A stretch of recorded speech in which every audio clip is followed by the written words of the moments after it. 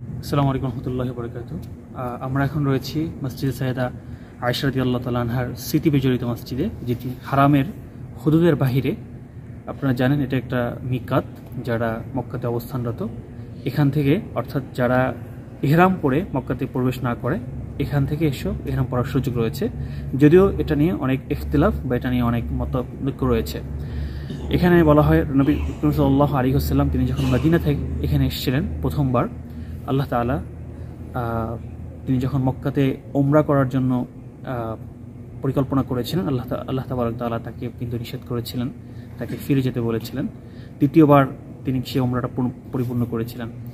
তো এখানে এই জায়গা থেকে বলা হয় যে সাইয়েদা আয়েশা রাদিয়াল্লাহু তাআলা আনহা উনি ইহরাম বেঁধেছিলেন, যে কারণে এই জায়গাটা সবচেয়ে বিখ্যাত এবং মাশহুর। তো আমরা আজকে প্রথম দিনে আমরা এখানে আসলাম এবং আমরা ইহরাম বেঁধেছি। আপনারা দেখতে পাচ্ছেন একজন আহলে বাইত আল্লাহ রাসূল সাল্লাল্লাহু আলাইহি ওয়াসাল্লামের পরিবারের একজন সদস্য, তার স্মৃতি বিজড়িত আল্লাহ রাসূল সাল্লাল্লাহু আলাইহি ওয়াসাল্লাম এখানে আসছেন। স্পিরিচুয়াল একটা যে অনুভূতি আমরা এখানে সেটা অনুভব করতে পারছি। তো আপনারা মসজিদের দেখতে পাচ্ছেন যে আধুনিকায়ন মসজিদটি বর্তমান আধুনিক যুগের শেকেলে বা সেই ডিজাইনে করা হয়েছে। আপনাদেরকে আমরা একটু ঘুরে ঘুরে দেখানোর চেষ্টা করি। ঠিক আছে, এটা হচ্ছে মসজিদের মিহরাব, যেটা কাবাতুল মুশাররফের দিকে,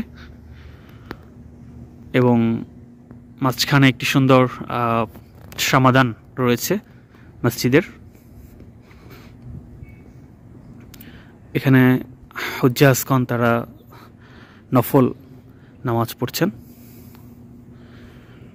তো এখানে এসে স্বাভাবিকভাবে প্রথমত আপনাদেরকে ইহরাম বাঁধতে হবে, অথবা আপনারা চাইলে হোটেল থেকে ইহরাম বেঁধে এসে এখানে আপনারা ওমরার যে নিয়ত আল্লাহুম্মা লাব্বাইক বিল ওমরা এবং এরপরে তালবিয়া যেটা আপনারা এখানে পড়ে নেবেন। তো আমরা এখন আমাদের ইহরাম বাঁধা এবং তালবিয়ার কাজ সম্পূর্ণ, এখন আমরা তাওয়াফের জন্য বের হচ্ছি। আল্লাহ আমাদেরকে সবাইকে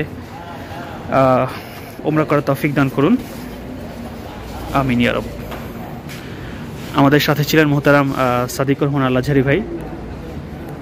তো মক্কা সফরে ভাই আমাকে সব ধরনের সহযোগিতা করছেন, তিনি আমাকে সব কিছু দেখিয়ে দিচ্ছেন।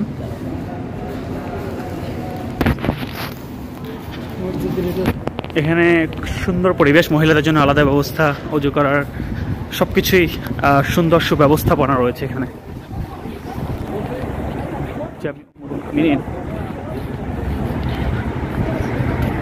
আমরা মূলত একটা ট্যাক্সি, তো হারাম থেকে এখানে সাধারণত 5 থেকে 10 রিয়াল যেটা। তো আমরা রাত্রেবেলা, যেহেতু এখন রাত্রে প্রায় হচ্ছে 4টা বাজে, আমরা 30 রিয়ালে ভাড়া করে নিয়ে আসছি, যেটা হচ্ছে ওয়েট করছে। আমরা আবার সেই একই ট্যাক্সিতে ফিরে যাব হারামে। এখানে দেখতে পাচ্ছেন লেখা রয়েছে যে বেদায়াতু হাদ্দিল হারাম, অর্থাৎ হারামের যে আপনার এন্ট্রি বা তার যে সীমানা এখান থেকে মূলত শুরু হয়েছে। অর্থাৎ এই মসজিদটা একদম শেষ প্রান্তে, এখানে মূলত হারামের এরিয়া শেষ, এরপরে হচ্ছে মসজিদ। হ্যাঁ হ্যাঁ হ্যাঁ, অর্থাৎ আমরা কিন্তু এখন বাহির থেকে ভিতরে প্রবেশ করছি। তো আমাদের সময় সংক্ষিপ্ত, যেহেতু আমরা চলে যাচ্ছি। يا ربي لا لا مشكلة فيه. ثم تصرف الملائكة وجهه قبل